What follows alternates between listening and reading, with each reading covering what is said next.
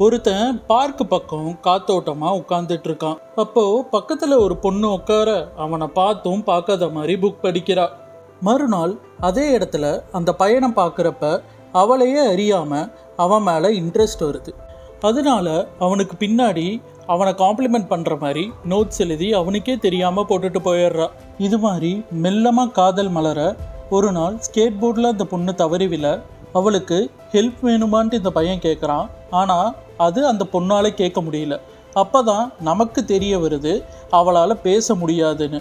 So கண்டிப்பாக இவனாலேயும் பேச முடியாது, காது கேட்காதுன்னு நினச்சி இவன் மேலே ஒரு அட்ராக்ஷன் வந்திருக்கு.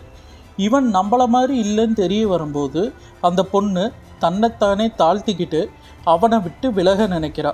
அப்போ தான் இவளுக்கு ஒரு உண்மை தெரிய வருது. அது என்னன்னா, இவனால் நடக்க முடியாதுன்னு.